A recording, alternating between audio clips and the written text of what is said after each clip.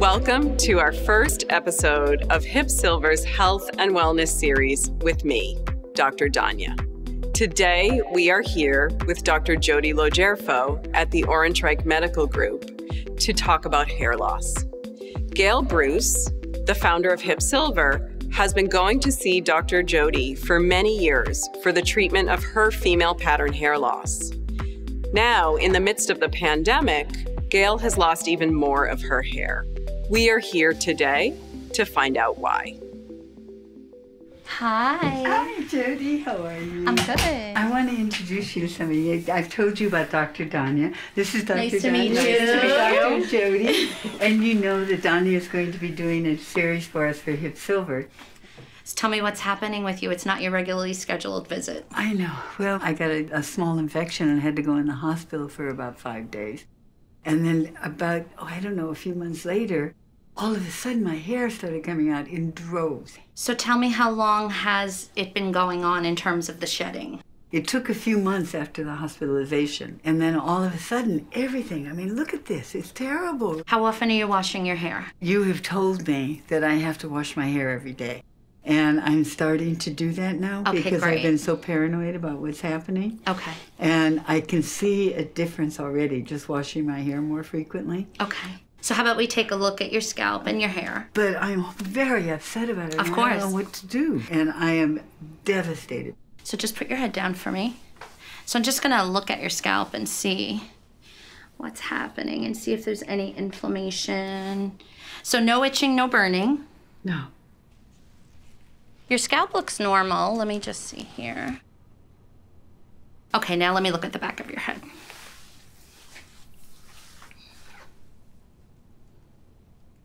Okay, you can put your head up. So I don't see anything like scarring, inflammation, redness, anything like that. So if I had to guess what was happening because of your hospitalization and you being ill, I would say you have something in addition to your female pattern hair loss called telogen effluvium. Is it common for people to have two types of hair loss at the same time? Yes. So telogen effluvium is a rapid hair loss that occurs after a stressor.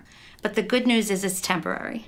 What do we do? So we're gonna start with a treatment plan of topical medications that you'll use every day. And we can also do a new type of treatment called PRP, or platelet-rich plasma. So I think that would be, and we could discuss that further when we go into my office, but we can talk about that.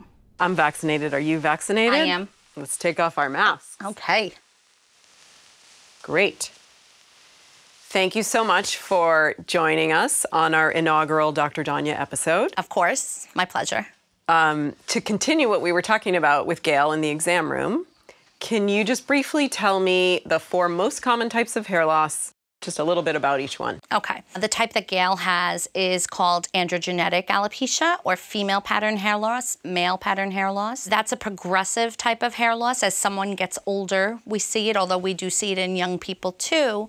If there's a genetic component to it, in other words, if your father has male pattern baldness or your mother has thinning hair, you can inherit that genetic tendency. We also see it as patients get older. The other type of hair loss that Gail has is called telogen effluvium, and that's a stressor-induced hair loss, which means usually a life event, surgery, pregnancy, being sick. And the fortunate part of telogen effluvium is it's temporary. The unfortunate part is that it's an excessive amount of hair loss over a short period of time, so psychologically it's very stressful. But the good news is that it's going to grow back. The other types, the more common type that we're seeing now is something called cicatricial or scarring alopecia. And that's an inflammatory type of hair loss that we're starting to see more often, particularly in women, and it's a permanent loss. The last type is called alopecia areata, which is an autoimmune type of hair loss, and that can happen in patches. You can see circles of hair loss on someone's scalp. Alopecia is the fancy name for hair loss. Mm-hmm.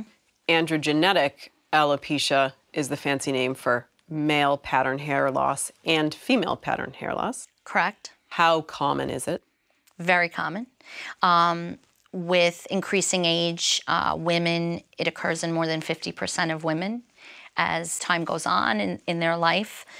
Generally speaking, it can happen when someone's in perimenopause. We start to see early signs of it. Sometimes it happens in younger patients. Usually then they have some sort of androgen issue, too much male hormone. But in women, as they get older, it tends to be more common, and we think it's progressing age, genetics, and hormones.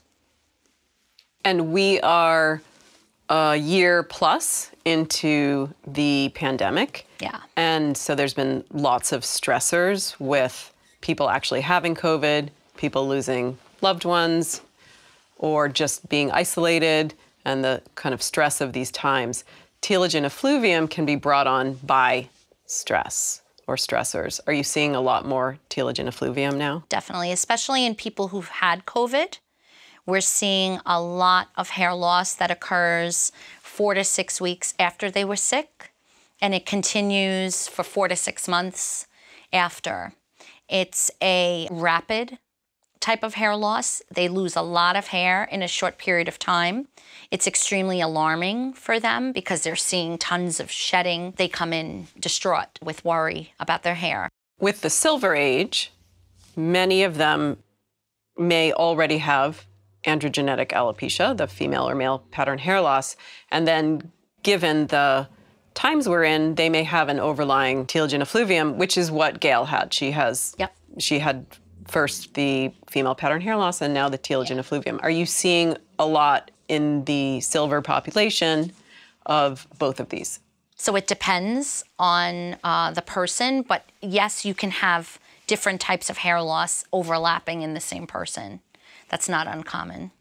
Gail was your longtime patient, and she has been coming to you for the injections, which are the anti-androgen injections for the female pattern hair loss.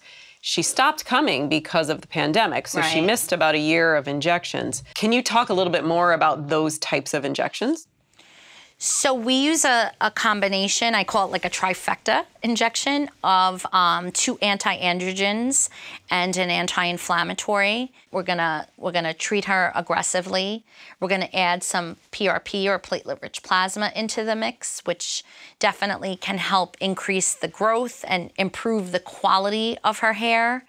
And hopefully we'll make some good progress and we'll be able to see the progress. And over time, her hair will get better. Would you talk a little bit more about the PRP, the platelet-rich plasma treatment? So PRP entails drawing a patient's blood. We spin it down while they're in the room, and the plasma comes on top. The blood cells go to the bottom, and we withdraw the plasma, which is the liquid portion of your blood. It has lots of growth factors in it, and then I inject them back into your scalp. It's a fairly easy procedure. It's a little painful, so I tend to numb patients before, or we give them a little medication before just to kind of take the edge off.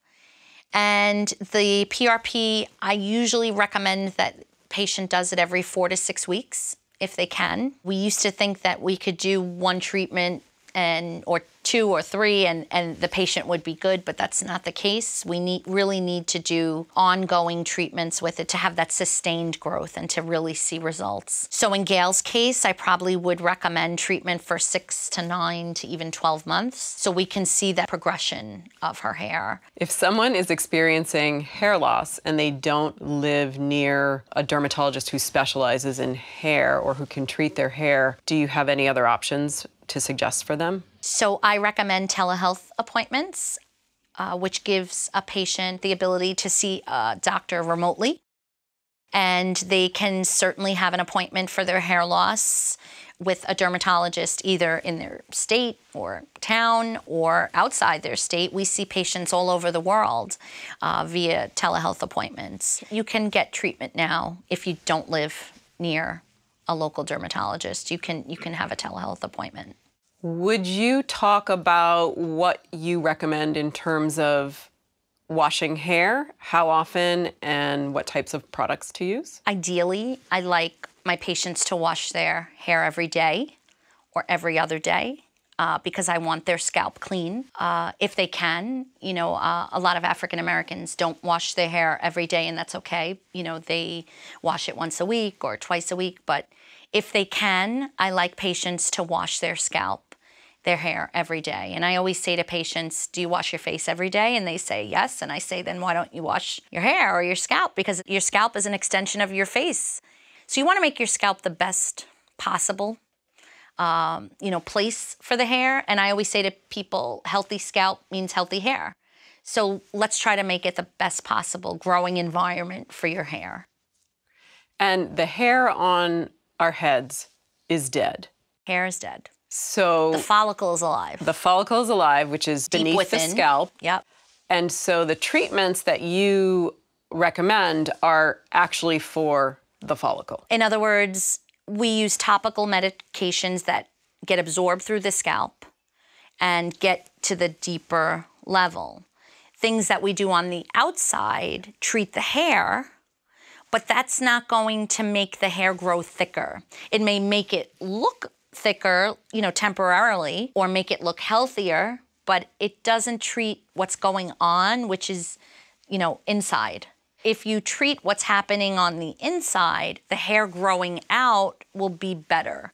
We are spending a lot of time talking about hair. Why is hair so important? Hair is something that someone identifies with, so it becomes something that encompasses almost every aspect of their life. It affects their relationships. It affects what they wear. Psychologically, it's extremely important, particularly to women, but also to men, but to women when they have hair loss. So over time, it becomes more important to them, and it is important. It's not to say if you didn't have hair, you'd still be the same person, but psychologically, in certain people, it really affects them. Thank you, Dr. Jody, for your invaluable input and for joining us on our first Dr. Danya episode. Thank you for having me. It's been a pleasure. And we hope all of you will join us for future episodes of Dr. Danya, which will focus on health issues specific to the Silver Age. Please tune in and join us.